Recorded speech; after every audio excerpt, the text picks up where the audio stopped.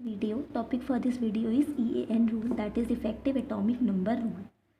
Effective atomic number rule is given by Sidgwick in 1927. It explained the bonding and coordination compounds like hexaamine palladium, tetracyanocuprate and hexaamine cobalt, etc. Basically, EAN will tell the stability of the coordination compound form.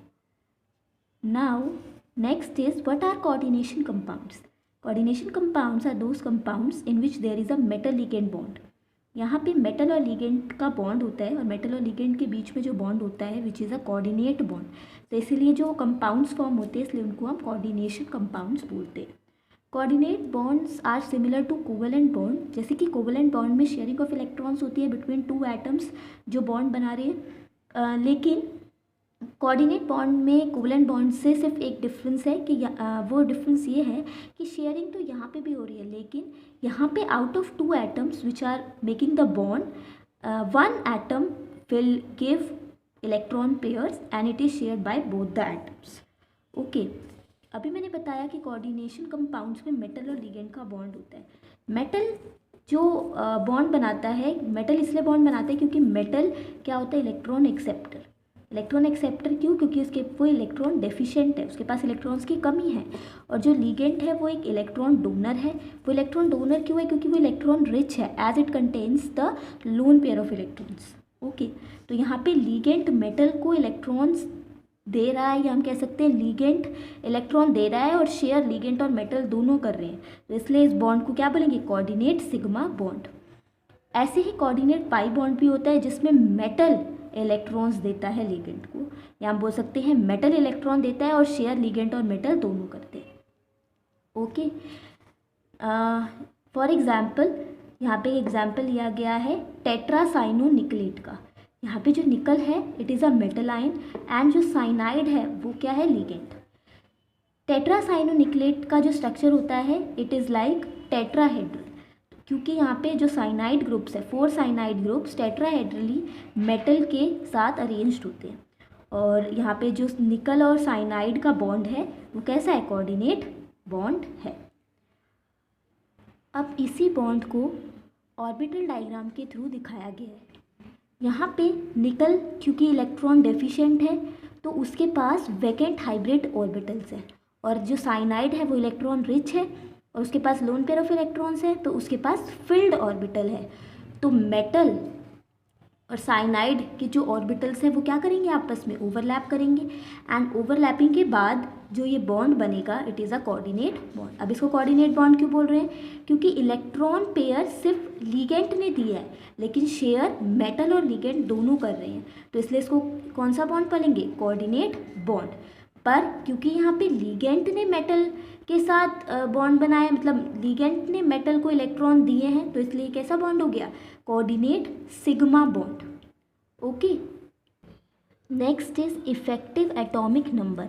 Effective atomic number is a total number of electrons possessed by the central metal ion plus electrons gained from the ligand. मतलब complex में metal के पास total electrons कितने हैं plus ligands ने कितने electron donate करे हैं, वो total number of electrons EAN के इक्वल होते हैं. फॉर एग्जाम्पल, जैसे कि यहाँ पे एक एग्जाम्पल लिया गया है हेक्साअमीन कोबाल्ट 3 आयन का. अब कोबाल्ट, सबसे पहले यहाँ पे वो कोबाल्ट की ऑक्सीडेशन स्टेट निकालनी पड़ेगी. तो कोबाल्ट की ऑक्सीडेशन स्टेट नहीं पता हमें, तो हम उसको क्या कंसिडर करेंगे? X. क्योंकि जो अमीन है वो एक न्यूट्रल लिगेंड है तो उसके पास कोई चार्ज नहीं होता, तो अमीन का चार्ज होता है 0, तो 0. और यहाँ पे अमीन कितने हैं? 6, तो 6 × 0 इज़ 0. पूरे कॉम्प्लेक्स पे जो चार्ज है वो +3 है, तो इज इक्वल टू +3. तो जो X की वैल्यू आई है वो आई है +3, मतलब कोबाल्ट पे कितना चार्ज है? +3 चार्ज है. अब total number of electrons cobalt के पास कितने हैं? 27. जब वो न्यूट्रल है, मतलब अभी जब उसने बॉन्ड नहीं बनाया है तब उसके पास कितने नंबर ऑफ इलेक्ट्रॉन्स है? 27 electrons, that is which is equal to its atomic number. अब क्योंकि यहाँ पे कोबाल्ट 3 पॉजिटिव की स्टेट में है तो number of electrons in cobalt 3 positive is 24 electrons which is equal to 27 - 3 is 24 electrons.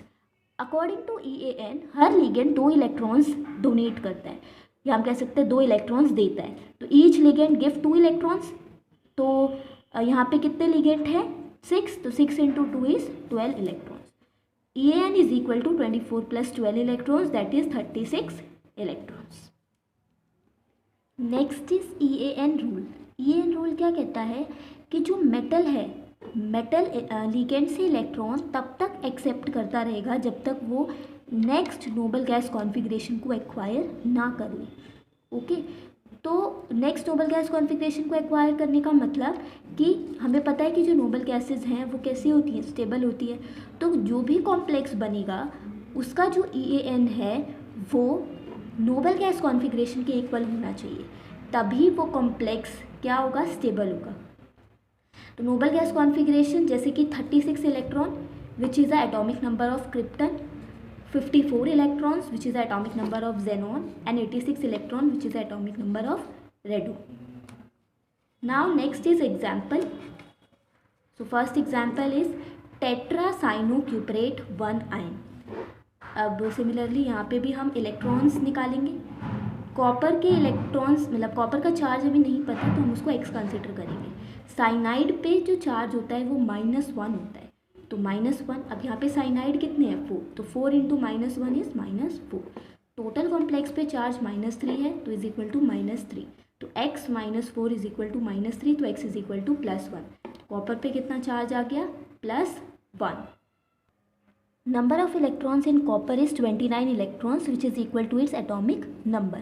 क्योंकि इस कॉम्प्लेक्स में कॉपर +1 चार्ज में है तो number of electrons in copper +1 is equal to 28 electrons which is equal to 29 minus 1 is 28 electrons.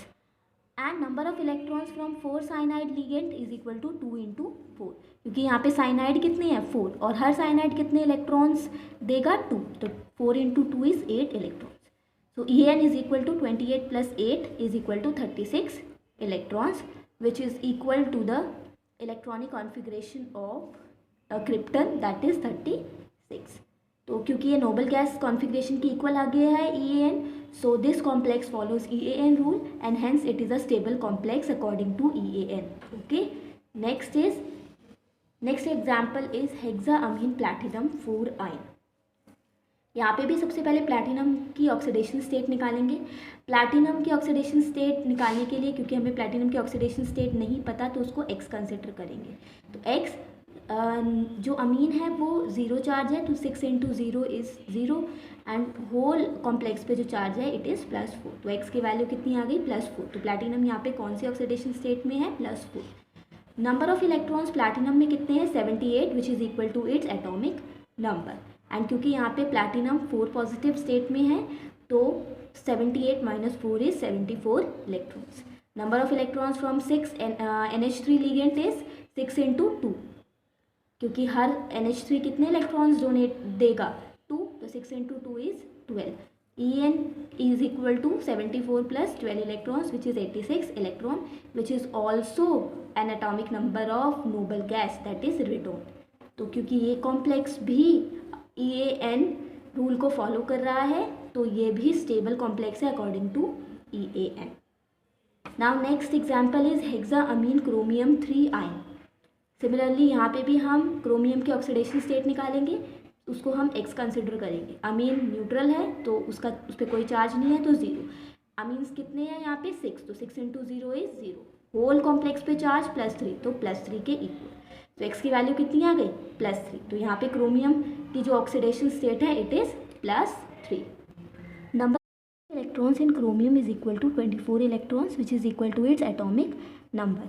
क्योंकि इस complex में chromium +3 charge में है तो number of electrons in chromium +3 is equal to 21 electrons which is equal to 24 minus 3 is 21 electrons. Number of electrons from 6 NH3 ligand is equal to 6 into 2, क्योंकि यहाँ पे कितने लिगेंड्स है, 6, एंड हर लिगेंड 2 इलेक्ट्रॉन डोनेट करेगा तो 6 into 2 is 12 electrons. EAN is equal to 21 plus 12 electrons which is equal to 33 electrons. So this complex does not follow EAN rule. क्यों, क्योंकि जो EAN है वो किसी भी नोबल गैस कॉन्फ़िगरेशन के इक्वल नहीं आया है, तो this complex is unstable according to EAN. That's all about EAN. Thank you for watching this video.